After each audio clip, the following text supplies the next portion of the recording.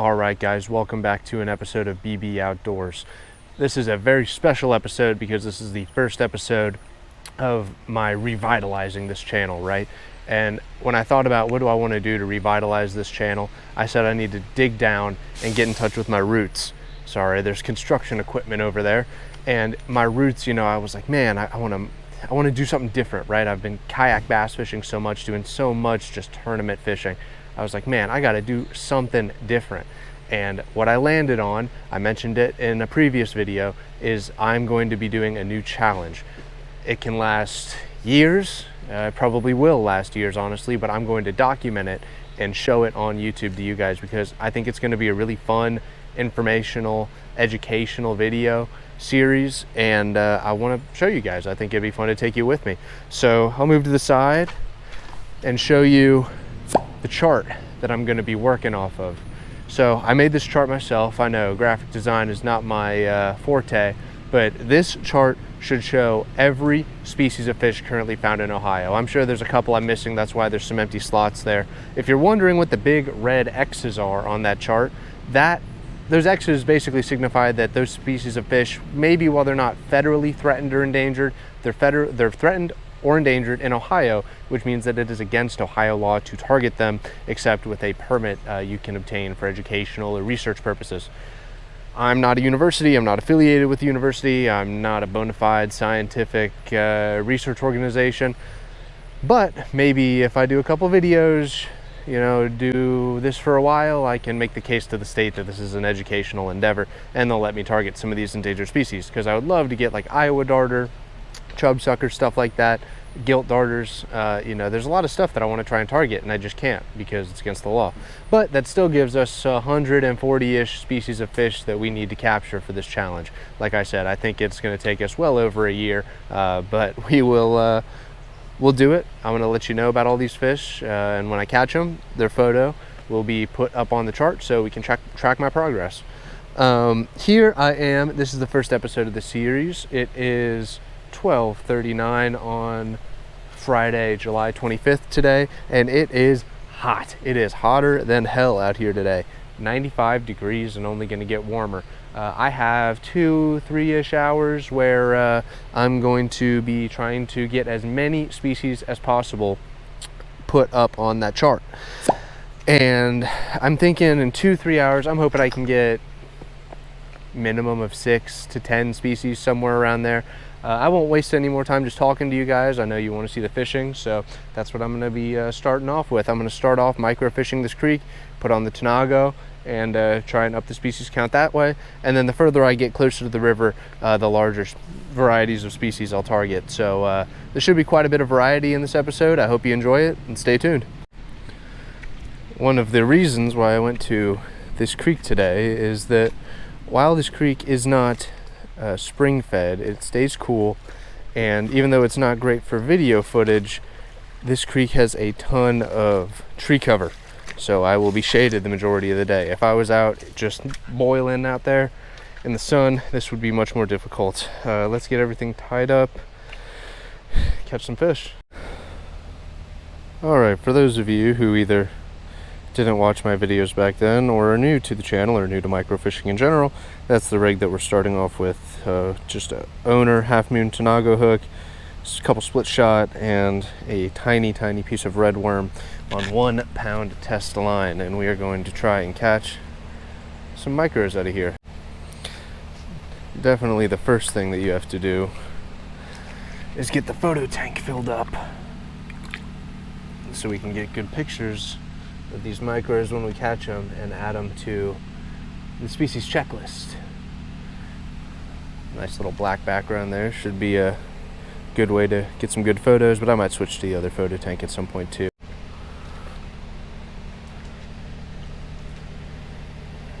Alright. What do we have going on in this creek?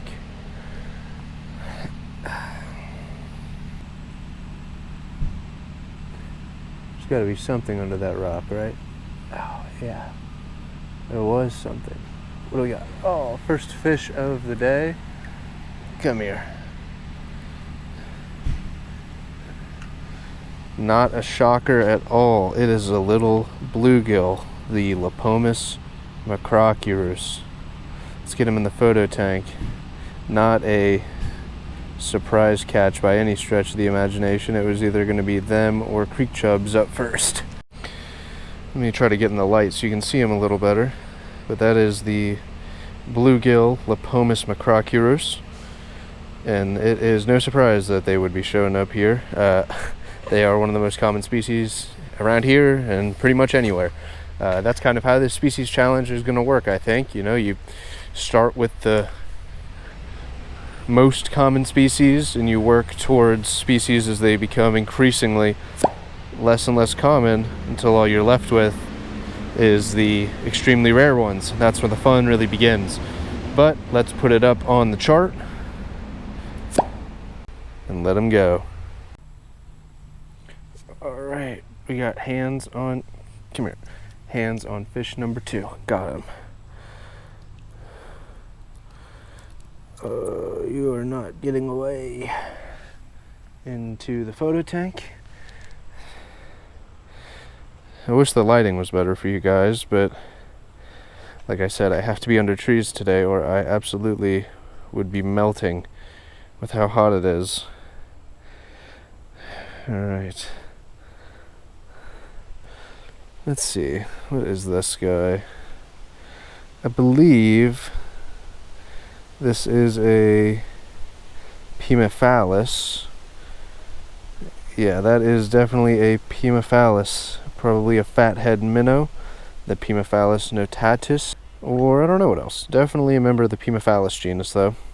I'll take a photo, identify him properly, and put him on the species list. Alright, so that is 2 species in the bag. Just refilled my photo tank, and I'm going to get back to it. And I'm just trying to see if I can visually pick out any interesting species. I guess I shouldn't be going by how interesting they are, I just need the species. This list is not going to complete itself, but you know, you're always looking for something cool. Oh, nothing is sticking out, so I'm going to give this hole another couple minutes and try to catch some more fish and then get on down the creek.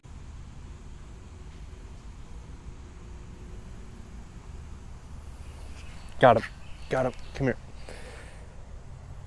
What are you? It's a darter. All right. What is the first darter going to be for my species challenge? I don't know.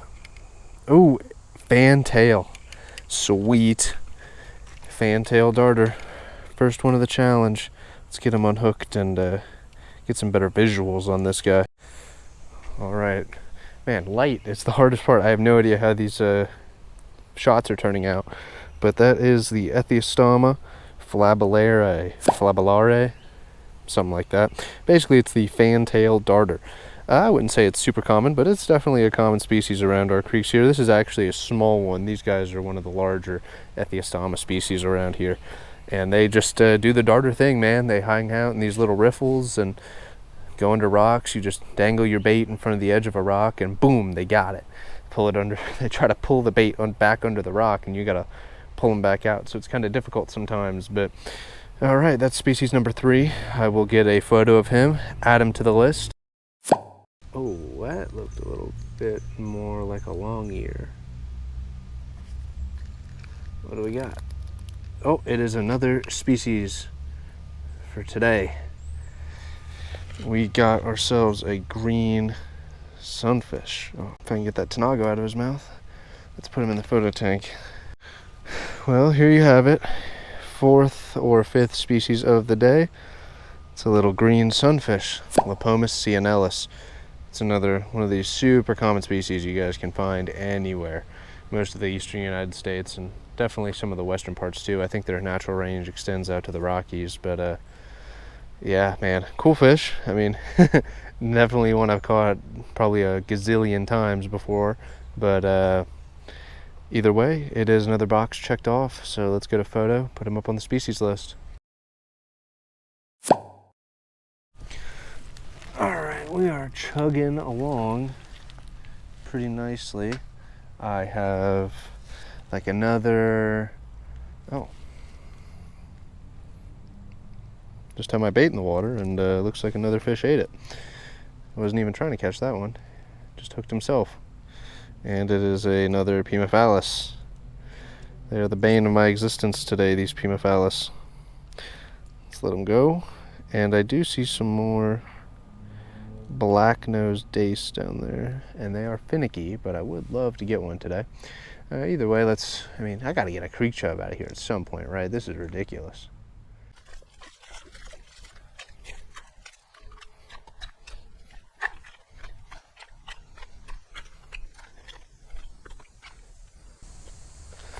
Oh, okay.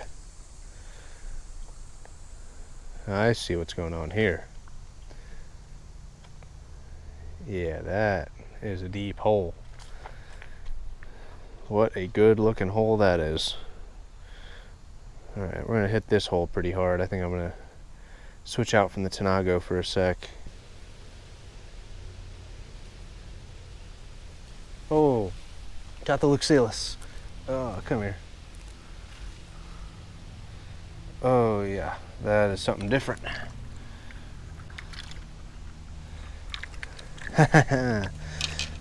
Another species for today, and I'll have to look at this to see exactly what type of Luxelis it is. There's two. It could be the common shiner Luxelis cornutus, or it could be Luxelis chrysocephalus. I'm pretty sure this is a striped, but let me do some research and I'll let you know exactly what it is. Okay, after doing some research, I am pretty confident that this is Luxelis chrysocephalus striped shiner. They're a little bit more common in my area, ironically, given the other one's the common shiner, but you can tell by looking at the scales. You guys can't really see, but the scales on the head of the Luxelis kind of determine what it is, whether they're crowded or more evenly spaced. If they're evenly spaced out and pretty normal size, then it's probably a Luxelis chrysocephalus, which is what I believe this is. I believe that is species 6 for the day. We're going to take a picture. I got about another half hour, then we are going to let him go and add him to the species list, right? So let's throw him up on the list, number 6, and keep going.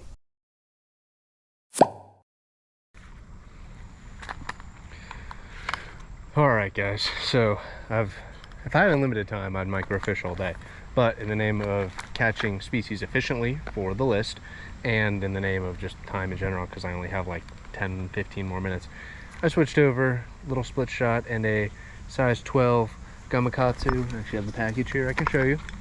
Gamakatsu, size 12, hook, and it's the green pack, so you know it's nice, right? That automatically makes it twice as expensive. And I think this is going to be pretty productive, so let's add a couple more species. We have 6 right now. I bet we get 10 by the end of this. And there's actually a species in this pool that I've caught before that I haven't caught anywhere else in my area, so maybe it'll show up, maybe it won't, but let's try and get some of these bigger ones. A little piece of red worm going out. There on it immediately. What do we got? First fish coming up, and it's another species. Whoa, I didn't expect that actually. It's a little rock bass, the Amblopletus rupestris. Oh, not what I thought was going to come up out of there. I thought green sunfish for sure, just given the body type, but we'll get a picture and add him to the list as well.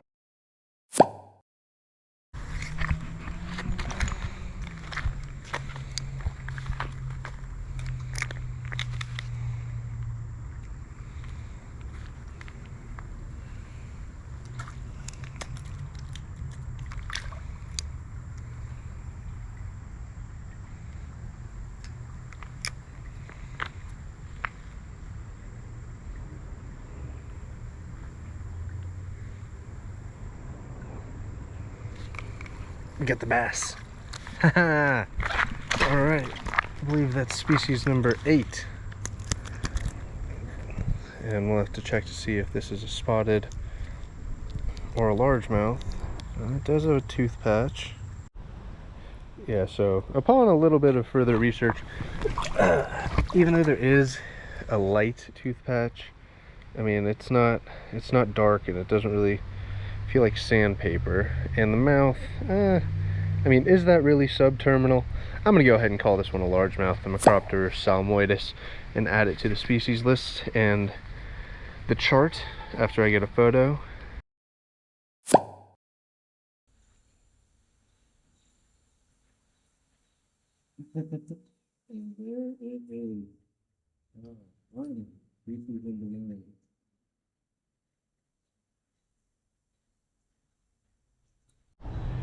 Well, it happened and I wasn't even recording.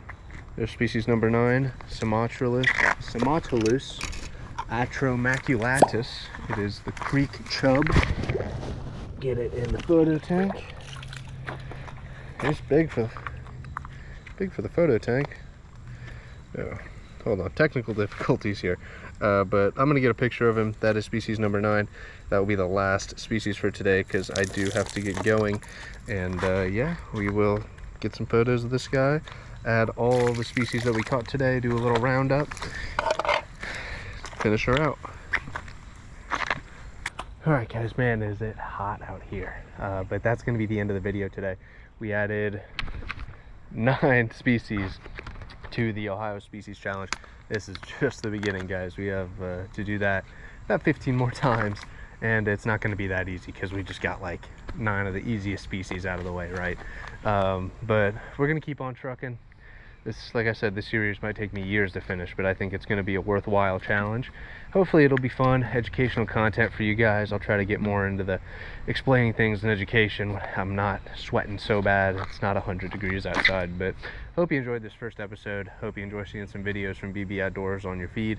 If you do, leave a like, leave a comment, subscribe, and yeah, just let me know if you like seeing the videos. Let me know if you're still watching. I love doing these. I'm going to get back into it. Hopefully this video series is a good avenue for that. But that's all for today. I'm no botanist, but I mean, this tree is insane, right? Look at that root ball. I mean, that root ball is the size of like a double wide.